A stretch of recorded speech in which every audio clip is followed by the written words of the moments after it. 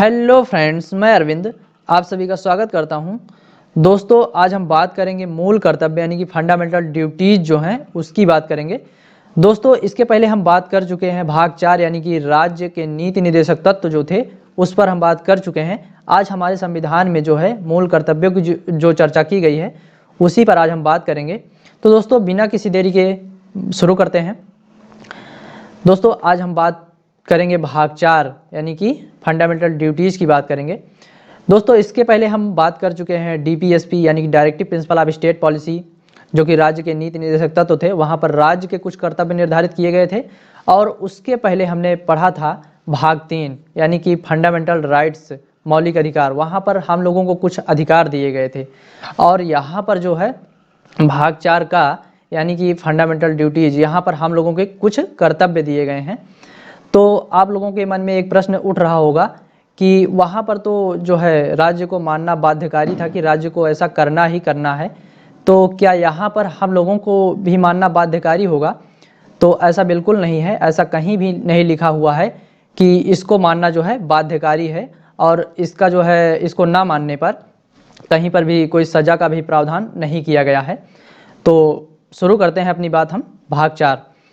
भाग 4 जो है दोस्तों, इसमें फंडामेंटल ड्यूटीज़ की बात की गई है। मूल कर्तव्य यानी कि हम लोग यानी कि जो नागरिक हैं भारत के, उन लोगों के जो है कुछ कर्तव्य निर्धारित किए गए हैं।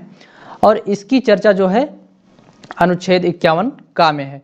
दोस्तों, भाग 4 का और अनुच्छेद 51 का लगा है यानी कि बाद में जोड़ा गया है। अभी हम इसकी बात करेंगे ये किस संविधान संशोधन द्वारा जोड़ा गया है। तो सबसे पहले हम बात करेंगे कि मूल कर्तव्यों की संख्या कितनी है।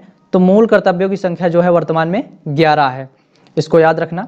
दोस्तों, इन सभी से जो प्रश्न बनते हैं, इस प्रकार से प्रश्न बनते हैं कि जो फंडामेंटल ड्यूटीज़ हैं उसकी चर्चा जो है किस भाग में है, तो भाग 4 का में है। और अनुच्छेद पूछेगा तो अनुच्छेद 51 का में है। और मूल कर्तव्यों की संख्या जो है कितनी है, तो मूल कर्तव्यों की संख्या जो है 11 है। दोस्तों, एक और भी प्रश्न बनता है कि फंडामेंटल ड्यूटीज़ जो हैं यानी कि भाग 4 में जो मूल कर्तव्य कुछ निर्धारित किए गए हैं, इसकी प्रेरणा किस संविधान से ली गई है, किस देश से ली गई है। तो इसकी जो प्रेरणा जो है यूएसएसआर यानी कि पूर्व सोवियत संघ रूस से ली गई है। रूस का जो है पहले नाम जो है यूएसएसआर था। अब वर्तमान में जो है रूस जो है लगभग 15 देशों में विभाजित हो चुका है। तो इसकी जो प्रेरणा है यूएसएसआर से ली गई है। तो दोस्तों, हम बात करते हैं जो मूल कर्तव्यों की संख्या जो 11 है, एक एक करके हम सभी की बात करते हैं।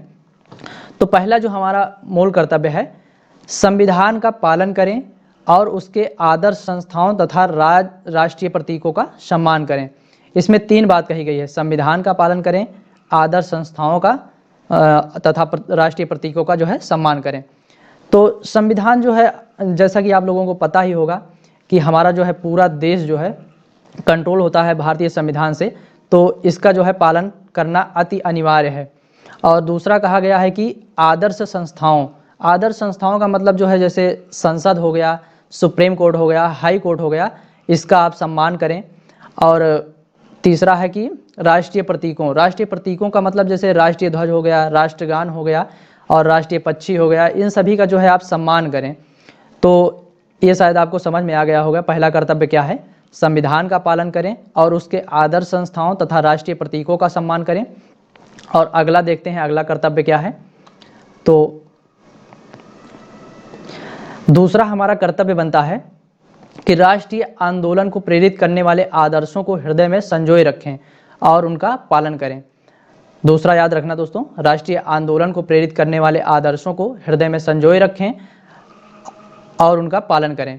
जैसे एग्जाम्पल पे, जैसे मान लो कोई राष्ट्रीय आंदोलन को प्रेरित करने वाले कोई हमारे महापुरुष हो गए या उनसे संबंधित कोई नारा हो गया, जैसे तुम मुझे खून दो मैं तुम्हें आज़ादी दूंगा, सुभाष चंद्र बोस ने कहा था। तो इस प्रकार के जो आदर्श हैं उनको हृदय में संजोए रखें और उनका पालन करें। दूसरा कर्तव्य हमारा ये बनता है।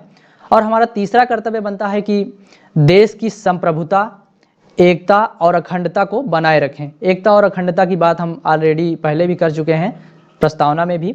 संप्रभुता का मतलब है दोस्तों दबाव रहित शासन, मतलब देश की जो है दबाव रहित शासन जो है देश का, उसको जो है बनाए रखें और एकता और अखंडता को भी बनाए रखें।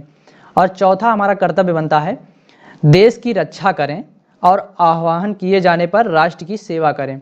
देश की रक्षा करें और आह्वान किए जाने पर जो है राष्ट्र की सेवा करें। मतलब कि जैसे कोई सशस्त्र विद्रोह हो जाता है या कोई मतलब दूसरे देश से कोई आक्रमणकारी घटनाएं हो जाती हैं, तो उस परिस्थिति में जो है आह्वान किए जाने पर राष्ट्र की सेवा के लिए आप हमेशा तत्पर रहें, हमारा चौथा कर्तव्य बनता है। और अगला कर्तव्य देखते हैं।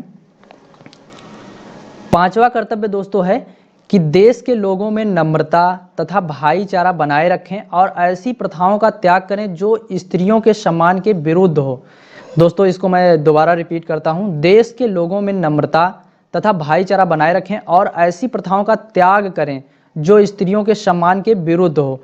तो दोस्तों लगभग हम फंडामेंटल राइट्स की भी चर्चा करते समय अनुच्छेद 17 में इससे रिलेटेड जो हमने बातें कही थी, जो वहाँ पर इसका बदला रूप था कि अस्पृश्यता का अंत यानी कि छुआछूत का अंत, तो उसी से जो है रिलेटेड लगभग बात है। लेकिन यहाँ पर कुछ अलग से कहा गया है कि खासकर ऐसी प्रथाओं का त्याग करें जो कि स्त्रियों के सम्मान के विरुद्ध हो। तो हमारा छठवां कर्तव्य है कि देश की समृद्ध तथा गौरवशाली परंपरा का महत्व समझें और उसका परिरक्षण करें।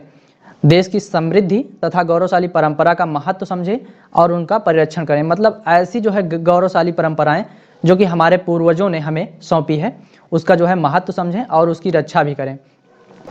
सातवां मूल कर्तव्य है कि पर्यावरण की रक्षा करें और प्राणी मात्र के प्रति दया भाव रखें। यहाँ पर दो बातें कही गई हैं। पहली बात है कि पर्यावरण की रक्षा करें। पर्यावरण से संबंधित बात जो है हम भाग 3 की चर्चा करते समय अनुच्छेद 21 में प्राण और दैहिक स्वतंत्रता का अधिकार जो था, right to life and personal liberty, वहाँ पर हम इसकी चर्चा करते समय बात वहाँ पर किए थे कि राज्य ऐसा इन्वायरमेंट उपलब्ध कराएगा, ऐसा पर्यावरण उपलब्ध कराएगा जिसमें कि एक बेहतर जीवन जीने की कल्पना की जा सके। तो वहाँ पर जो है राज्य की जिम्मेदारी सौंपी गई थी और यहाँ पर जो है हम लोगों की जिम्मेदारी सौंपी गई है कि पर्यावरण की रक्षा करें। तो पर्यावरण के अंतर्गत जिसके अंतर्गत आता है वन, झील, नदी और वन्य जीव, ये सब आते हैं पर्यावरण के अंतर्गत। तो यहाँ पर जो है सभी नागरिकों को यह जिम्मेदारी सौंपी गई है कि पर्यावरण की रक्षा करें।